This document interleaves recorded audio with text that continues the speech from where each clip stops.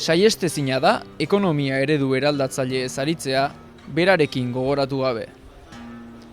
Topoan iritsi da eta Donostiako EASO plazan egin dugu topo. Gehiegi kexatu gabe onartu du irudiotako antzerkitxoa egitea. Ez omen du jateko mania berezirik, baina berari kostazaio gehien bestela ere arte askorik ez zeukan bazkaria amaitzea. Seguru asko, 10 logopedatatik 9 gomendatutakoa baino gehiago hitz eginarazi diogulako.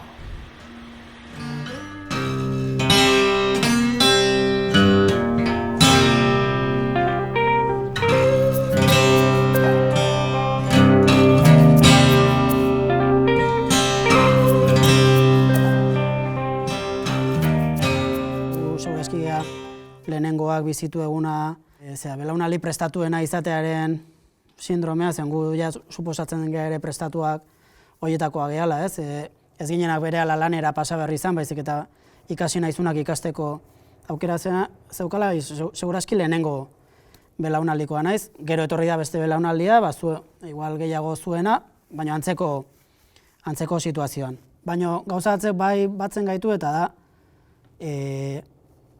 gezurra handi batean bizi gea.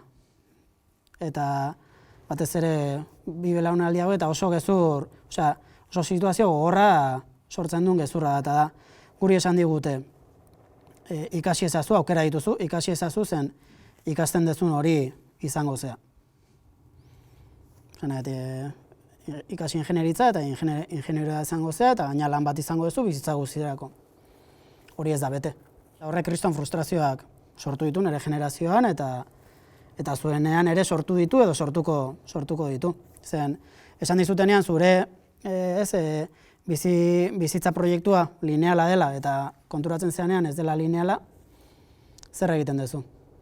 Eta hor sartzen da ere, bakoitza berreskuratu nahi izatea, bere erabaki horietan autonomia, zer izan edeten horretan autonomia eta ez du batere loturai ikasi dezunarekin, adiez.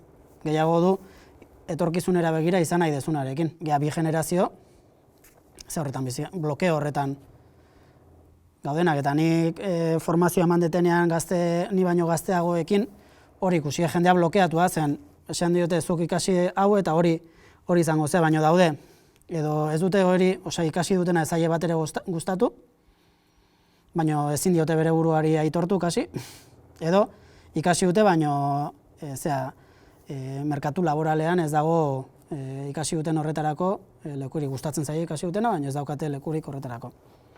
Horren aurrean ze alternatiba planteatzen dugu. Hortan gabiltza, ez? Ondo dago jendeari esatea, gezur batean bizizea, ez? Baina erakusten diozunean, ez? Zego eran dagon, ze baliabide dauzkagu jende horri bere bidea egiten laguntzeko, ez daude. Ez daude nahikoak bintzat. Eta batzuk sorte daukagu, aurkitu egula, más o menos, nun kokatu gure burua, ez? Baina, izugarri pila dago egiteko.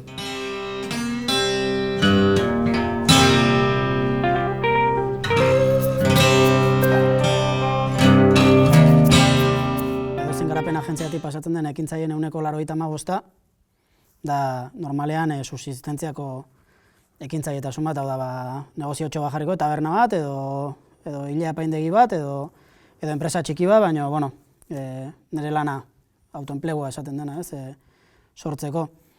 Baina, saltzen zaigun eredua, da justo kontrakoa da, finantziarizatutako ekintzaietasun bat, ideia genial batean oinarrituta, eta ideia genial hori, puztu zazu, azkenean hortik errenta batzuk ateratzeko luzera begira, edo askotan epe motzean.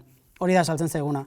Errealitatea justo kontrakoa denean, orduan, gu bai planteatzen duguna da, hori batez ere ekintzaietasun eredu ezberdinak eskaini behar diela, edo ikusarazi behar diela, bat izan daiteken autoenpleguarena, baina bestea da ekintzaietasun kooperatiboa edo kolektiboarena.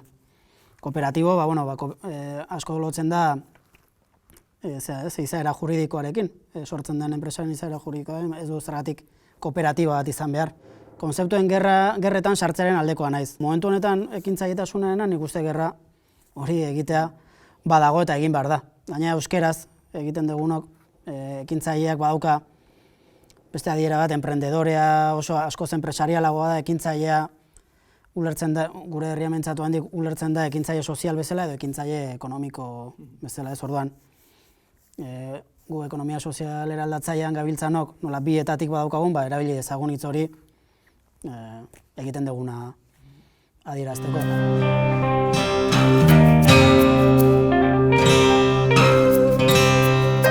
Gu saiatu bargeana, pertsona bezala, pertsona emanzipatu bezala, saiatu beharko gainakena gustatzen zaigunetik bizitzea eta gure egunaren denbora gehiena hortan pasatzea, hori da benetako, etorkizuneko pertsona libre bat, ez? Neri gertatu zait, familian bertan esplikatzea lan fijo bat utziko nula, nik egin nahi detena egiteko, gaina ez da justo ikasi detena, ez da ulertzen. Baina hor erakusten da ere, konbizio eraldatzailea edo, hau da, nik hori nahi dut egin eta horrela pasioz edo, proiektu hori aurrera eraman ez, gaina bizitza proiektu bezala planteatu, hau da, bizitza osorako proiektu bezala, horre kristoan indarra dauka. Eta ematen du kapazitatea beste antolaketan, baina askoz gauza gehiago egite. Honi adiez, gaur egun askoz gauza gehiago egiten ditut, lehen baino. Lehen lana eta aisia. Gaur egun, askoz kapazitatea gehiagokat, proiektu gehiagotan aportatzeko, lanetik bertatik ere, proiektu horietan ere aportatzeko. Zen, gure kooperatiban adiez, militantzia sozialean egiten dugun lana onartua dago, laneko esparru bezala.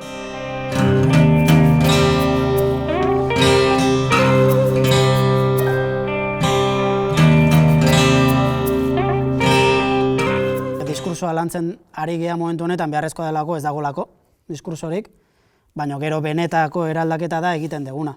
Egiten duguna egunerokoan, gure kooperatibetatik, gure sareetatik, eta bar. Orduan, ekilibrio hori mantendu behar da.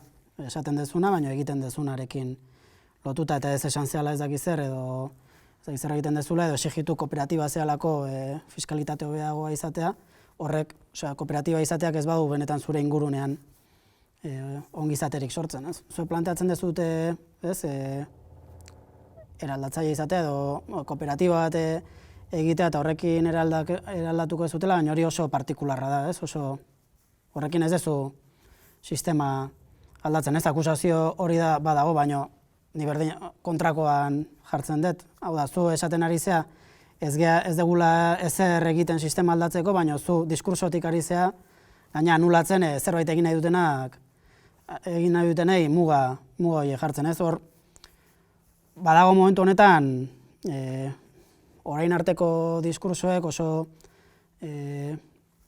makroan mantendu dienak, hau da, sistema oso aldatu ezagun, baina politika orokorretatik eta horre bere muga erakutsi ditu, baina gaur egungo sistema demokratiko liberalean muga argia da, orduan zer egingo dugu, ez? Zer egin. Galdera zer egin da galdera nagusia. Guk hartu egun bidea da, egunerokoan, hau da, gure bizitzetan aldaketa hori egitea. Eta gure bizitzetan, esan nahi du, gure lanean ere. Orduan, gure lana, autonomia hartu eta gure lana erabili eraldaketa hori egiteko. Lanaren bitartez, baina baita lanak bere inguruan sortzen du sistema horren bitartez. Ez da ekonomia paralelo bat sortzea, baizik eta gaur egun daukagunean, ezberdin funtzionatzeko moduak egunerokotik egitea. Eta hori da guretzako eraldatzailea. Minoritarioa, momentu honetan bai. Eta hori atxakatzen digute ere. Minoritarioa dela denek ezingo genu bezala horrela funtzionatu. Denek ezin dugu ez delako planteatzen denek klabe eraldatzaileetan funtzionatzea, baina zergatik, interes batzu daudelako gauzak gaur egun bezala funtzionatzeko. Osea ez, esperientzia txiki horiek ez dielako unibertsalak.